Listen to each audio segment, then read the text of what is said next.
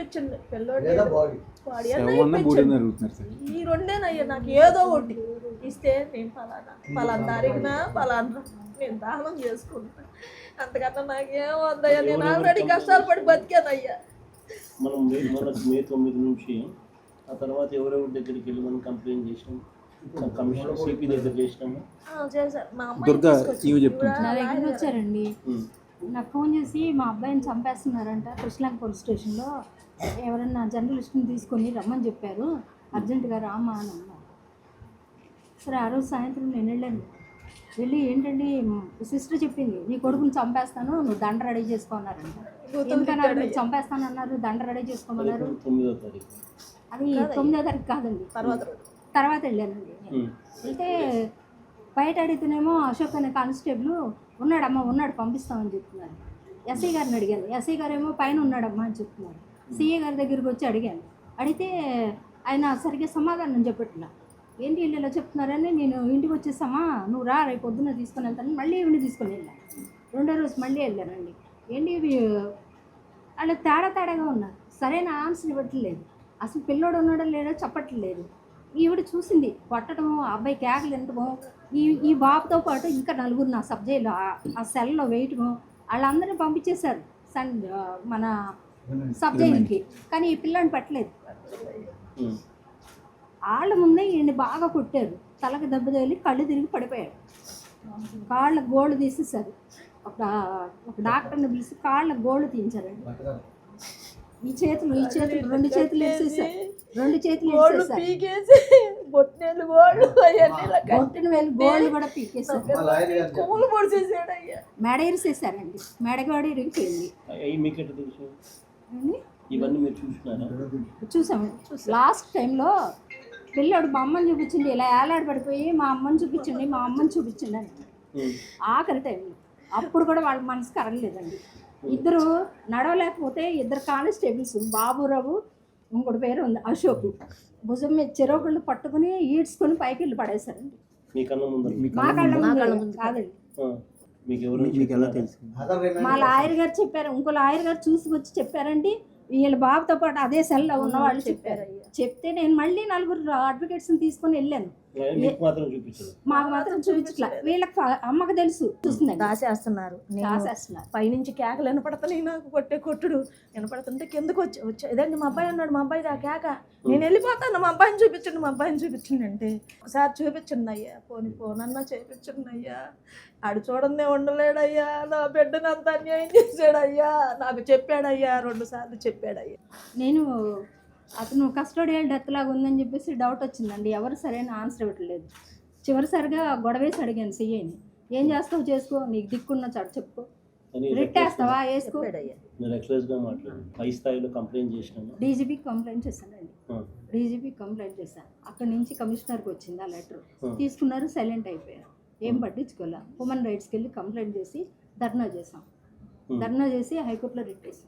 CP దగ్గరికి ఎప్పుడైతే ఈ కంప్లైంట్ వచ్చిందో, వాళ్ళ స్టేషన్ నుంచి మా దగ్గరికి వచ్చి జరిగింది ఏదో జరిగిపోయింది, సైలెంట్ అయిపోండి, మీకు అంత ఇస్తాం ఎంత ఇస్తాం అని అంటున్నారు. కానీ అసలు బాబుని చూపించట్టు, ఏం జరిగింది ఏంటి, ముందు అసలు పిల్లోని చూపించండి, ఉన్నాడా లేడా అని అంటే జరిగింది ఏదో జరిగింది, కవరప్ చేయడానికి అసలు విషయం కరెక్ట్గా చెప్పట్లా. కొన్ని కొట్టాడు, నేను అన్నానండి మీరు కొట్టారు తెలుసు, వాడికి సీరియస్ అయింది, మీరు ట్రీట్మెంట్ ఇప్పిస్తున్నారంట, బాబుని ఇచ్చేయండి, మేము కేసు పెట్టుకోం, వాళ్ళ అమ్మ చచ్చిపోయేలా ఉంది, మేము కేసు పెట్టాం, ఏమొద్దు, చిట్లు పోయినాయండి, కాళ్ళు చేతులు చిట్లు పోయినాయి. 2 కేసులు ఉన్నాయండి, ఆ 2 కేసుల్లో కూడా వారెంట్ ఉంది. వారెంట్ మీద తీసుకొచ్చి అంత పని చేస్తారని ఎక్స్పెక్ట్ చేయలేదండి. అంత దారుణంగా కొట్టి చంపాల్సిన అవసరం ఏముంది, వారెంట్ మీద పట్టుకున్నావు తీసుకెళ్ళి కోర్టుకు పెట్టాలి. కోర్టు ప్రొడ్యూస్ చేయాల్సిన కేసు ఇది. అవునండి, అసలు తన దగ్గర చిన్న ఇష్యూ అండి, కేసులన్నీ కొట్టేశారు, 2 ఉన్నాయి. వారెంట్కి సంబంధించి వీళ్ళు తీసుకొచ్చి మామూలుగా వీళ్ళు చేయాల్సిన పని ఏంటంటే కోర్టు పెట్టాలి. అట్లాంటిది కోర్టుకు పెట్టకుండా 4 రోజులు హింసించి 15 మంది కొట్టారు.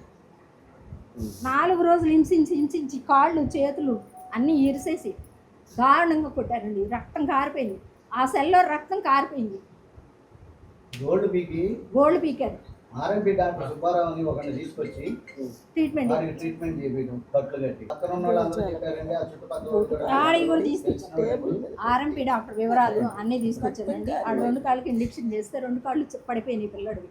2 కాళ్ళు పడిపోయినాయి. అంటే వీళ్ళు ఫుడ్ పెట్టకుండా కొట్టి తిట్టి ఇంజెక్షన్ చేసినప్పుడు 2 కాళ్ళు పడిపోయినాయి. 2 కాళ్ళు పడిపోతే 2 కానిస్టేబుల్స్ ఈడ్చుకుంటూ తీసుకెళ్ళి పైన ఒక చిన్న రూమ్ ఉంది. ఆ రూమ్లో సార్ వాడు కేకలు అనపడుతుంది నాకు పైనుంచి కేకలు అనపడుతుంది. అమ్మో ఇది నా పిల్లాడు గొంతు. నేను ఎదురుగా ఒకడు ఉంటే తోసేసి నేను గబగబా వచ్చేసాను. నా పిల్లాడమ్మా మీ అబ్బాయి కదరా యువతలకు రాను ముందు అడ్డం నిలిచినారండి. 2 వచ్చి అడ్డం నుంచున్నారు. పైకి వెళ్తుండే ఆ పిల్లోని కొడుతుంటే కేకలు వినిపిస్తున్నాయి.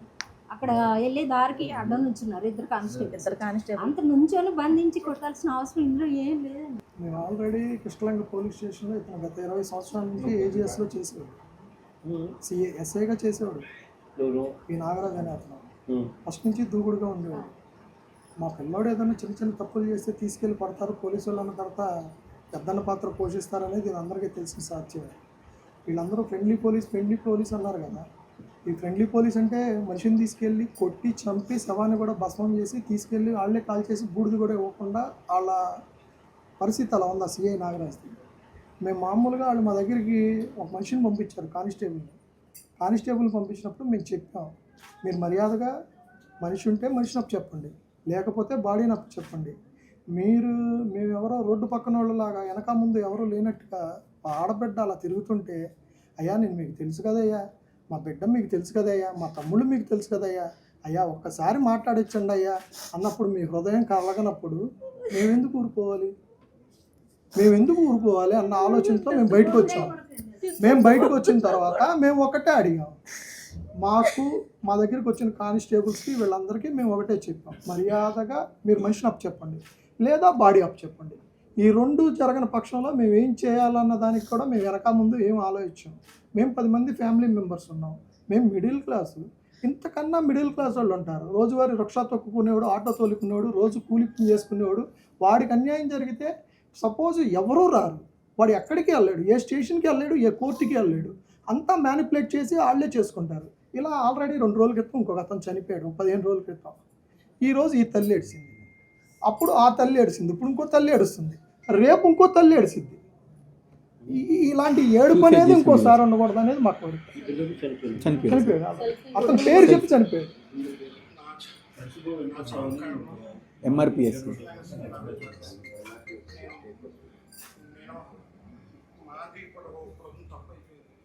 నన్ను వేటాడి వేస్తున్నారు.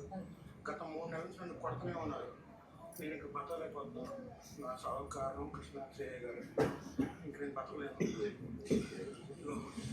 గులికలు ముందు తాగేస్తున్నాను. నా చావు కారణం కృష్ణాక్షయ్య గారు.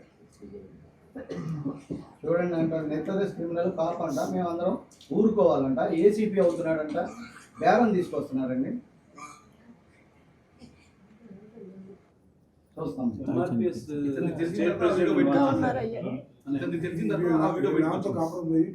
మేము బయటకు వచ్చిన తర్వాత మాతో పాటు వాళ్ళందరూ కూడా వచ్చారు. దేశంలో రొటీన్ గా ఇది ఒక పద్ధతి ప్రకారం జరిపిస్తాను. ఇతను అసలు మామూలు ఇది జరిగి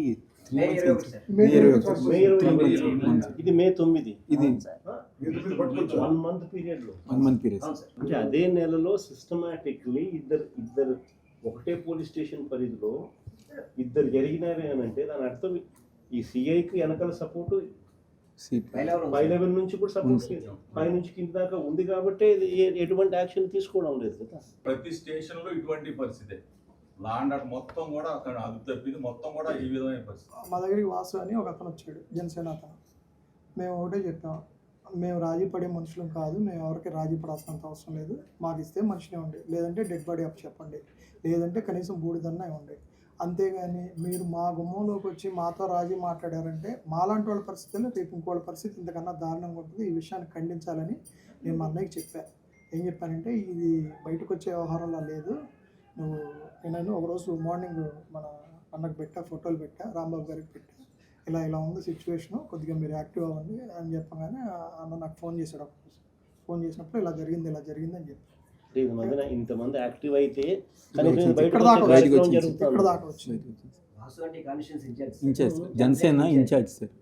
అమిసెట్ వాసు అని చెప్పి ఆయన పంచాయతీ చేయడం తను పంచాయతీ అయితే చేస్తున్నాడు. అతని కారులోనే తిరుగుతున్నాడండి, అతని కారులోనే తిరుగుతున్నాడు సిఐ. మేము 4-5 సార్లు చెప్పాం కూడా, మీరు మమ్మల్ని ఇబ్బంది పెడతాం కరెక్ట్ కాదు, మా వాళ్ళని ఒప్పిస్తాం, డబ్బులు అంత ఇస్తాం అంటే ఇప్పుడు ఆల్రెడీ ఒక అతను మే 9వ తారీఖు 10వ తారీఖు ఒక అతను చనిపోయాడు, మళ్ళీ ఇది 2. ఇలా ఇంకెంతమంది తల్లిలు ఏడుస్తారన్న ఆలోచనతోనే మేము బయటికి రావడం జరిగింది. మేము బయటకు రాగానే రాంబాబు గారు కానీ విష్ణు గారు కానీ వీళ్ళందరూ కూడా మాకు సపోర్ట్గా వచ్చారు. కాంగ్రెస్ పార్టీలో నారాయణ శెట్టి గారు కానీ కొల్మకొండ గారు కానీ అందరూ వచ్చారు, ఆల్ పార్టీస్ అందరూ వచ్చారు, మాకు హెల్ప్గా నుంచున్నారు. అది జరిగింది సార్. అందులో క్లియర్ కట్గా కనిపించేది ఏంటంటే సిఐకి పైనుంచి సపోర్ట్ ఉంది కాబట్టి ఇంత యథేచ్ఛగా జరుగుతుంది. బాగా ఉందండి. ఎందుకంటే మీరు డీజీపీకి మీరు కంప్లైంట్ చేసినా నో యాక్షన్, కమిషనర్కి వస్తే కమిషనర్ దగ్గర నుంచి మీకు నో యాక్షన్.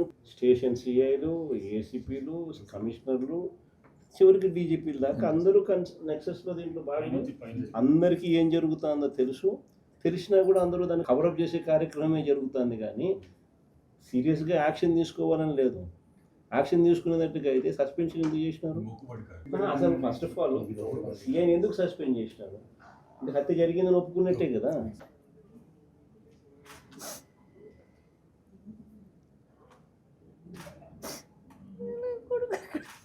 నా కొడుకు ఇది మన హాస్పిటల్ నుంచి వచ్చింది ఫోటో. ఇప్పుడు ఇప్పుడు వీళ్ళకి ఎలా పోలీస్కి ఎలా ఇన్ఫర్మేషన్ ఉంటుందో, ఆ స్టేషన్లో ఉన్న ఒక 5 ఖైదీలు కలిసి ఉంటే వాళ్ళ దగ్గర నుంచి వాళ్ళల్లో ఎవరో ఒకళ్ళు ఉంటారు కదా. ఒకసారి 10 మంది ఖైదీలు లోపలికి తీసుకెళ్ళినప్పుడు ఓ 4-5 కొడతా ఉంటే కింద ఉన్న 4-5 ఎవరిని తీసుకెళ్లారు ఏంటి అనేది ఇన్ఫర్మేషన్ ఉంటుంది కదా. వాళ్ళు బయటకు రాగానే మీ మేనల్లుళ్ళు ఇలా కొడుతున్నారని చెప్పి మా అక్క దగ్గరికి వచ్చి, అమ్మ మీ అబ్బాయి మీద ఇలా కొడుతున్నారు, 15-20 రోజులు తిరిగింది. మేమేమంటున్నా ఆడబిడ్డ ఏడుస్తుంటే ఆ ఏడుపు కూడా కరగలేదని మా కోపం. లోపలికి వెళ్ళేటప్పుడు ఎవరైంది తెలవట్లేదు, నన్ను వెళ్ళవట్లేదు, అందరు అడ్డంగా బలలేసి కూర్చున్నారు. చూసారు చంపారని చెప్పింది. నన్ను నానా తిట్టులు తిట్టాడు, అందరి ముందు కూడా నన్ను తిట్టాడు. అదేంటయ్యా నన్ను తిడుతున్నాను, నేనేం చేశాను అయ్యా అని కూడా అన్నా. నేను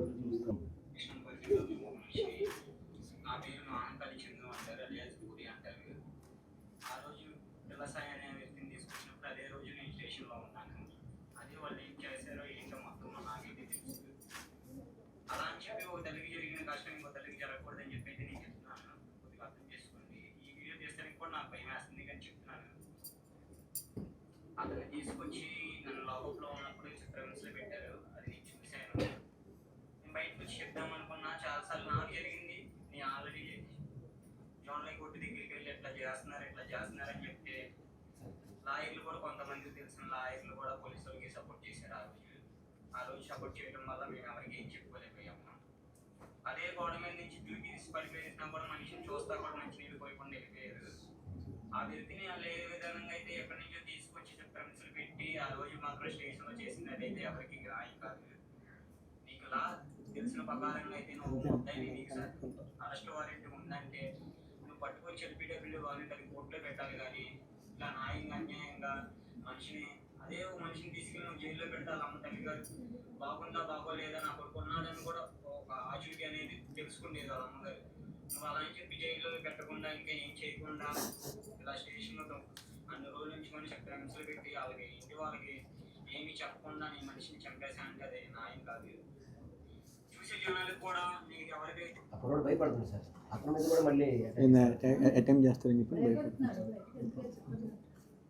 మేము కూడా భయం లేదు కాబట్టి మేము బయటకు వచ్చి గట్టిగా అడిగాం కాబట్టి ఈ విషయంలో బయటకు వచ్చింది.